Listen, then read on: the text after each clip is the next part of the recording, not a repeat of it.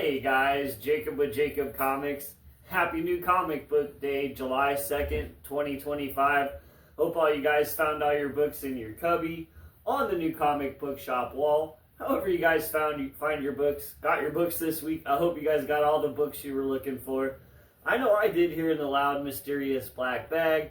As usual, I've read all the books that I got this week, and I'll place them in like a order of least favorite to favorite. Before we get dived into that, as always, feel free to jump on down below and follow my whatnot channel. Come hang out with me. Grab some comic books off me. It's been really slow since I got here to the new house. I've just been so busy too. I haven't been on a lot. So, well, as usual, loud, mysterious black bag out of the way. So we got 2 books this week. It's kind of a lighter week.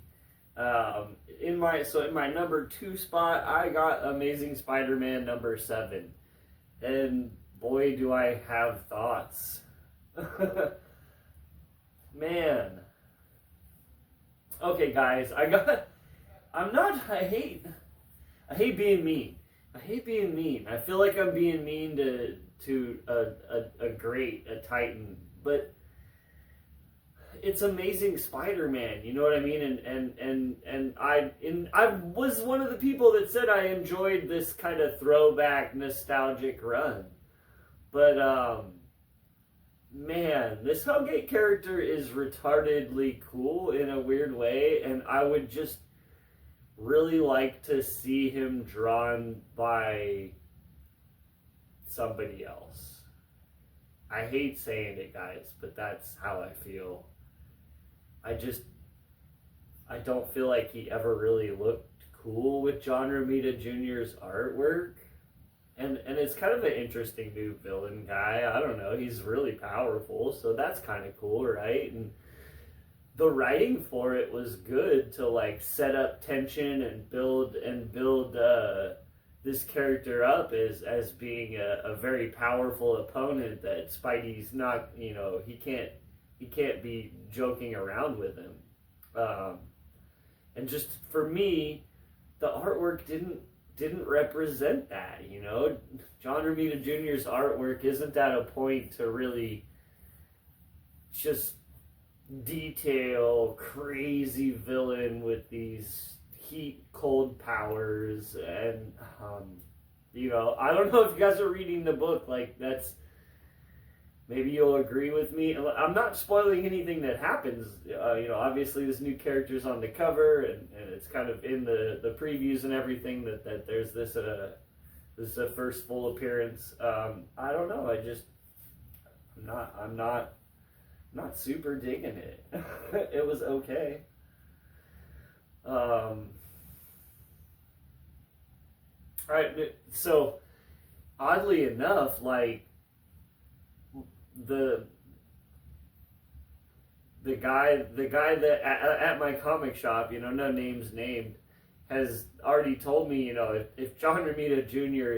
we were talking about it, and he's like, if John Romita Jr. continues on Amazing Spider-Man, I'm probably dropping it. And I was just like, yeah, I could see that. Like, I'd hate to drop it because I'm getting so few titles right now, and it's one of the ones that it started off pretty good, and I'd had high hopes, and it's Amazing Spider-Man, and having been kind of let down by a lot of titles that I have liked recently that are always getting canceled, I sort of do hope to find titles that last for at least 50 issues.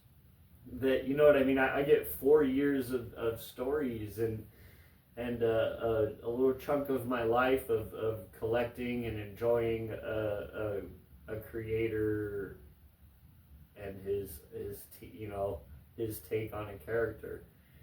And I definitely am a little disappointed. I don't feel like I'm getting that from Marvel recently. I feel like I'm getting a lot of 1 year and a half runs, and then characters and setups and storylines all disappearing into obscurity. And that leads me towards feeling a little bit like my time's being wasted, you know what I mean? And so that's why I've always sort of leaned towards getting the titles that are,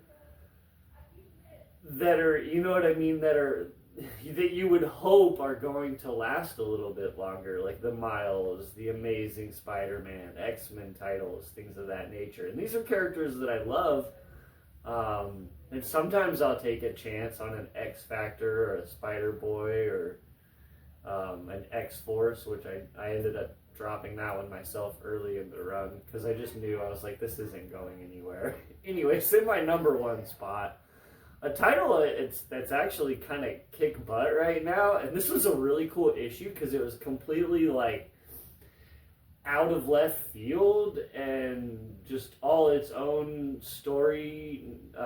You know, Cyclops isn't in it. We're not in Merle, Alaska at any point in this issue. It's all, you know, a different story taking place with the characters you see here on the cover. And that was kind of interesting to me as like a setup for where we could be going next, or one of the new threads in Jed MacKay's run here on X-Men. And it was kind of interesting and cool. I was like, okay, that, you know, I don't want to really spoil too. I can't.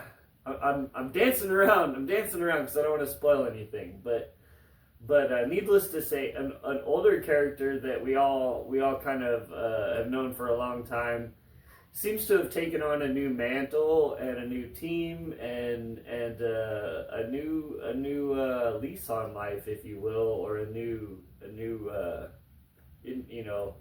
thought process or introspection. And is that even a word? So, anyways, I don't know where this is going, but I think he's a possible bad guy, if not a very misunderstood good guy. And yeah, I'm on board. I don't know. It was kind of cool. I was like, I liked the interplay between some of these bad guy characters, and it's been a while since I've seen Doug Ramsey, and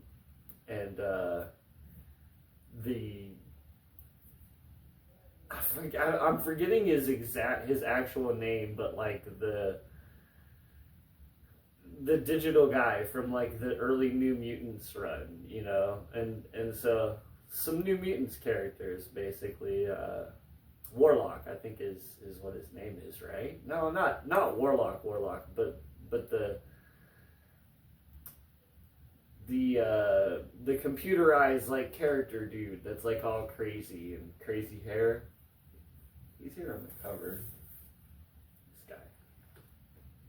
Yeah, he shows up. He's fun. I haven't seen him in a while, and I kind of enjoyed his shenanigans. He was written how I remembered, and a little nostalgia trip on that one. And like I said, some characters I hadn't seen in a while that I'm like, okay, that's what these guys are up to. This could be interesting. I do hope he's a good guy, but yeah. That's what I have today, guys. Come hang out with me on Whatnot. It's been pretty slow, like I said. And I have definitely been getting back into like 4 days a week, 2-hour shows. So yeah, come say hi. We'll see you guys next time, and have a great day.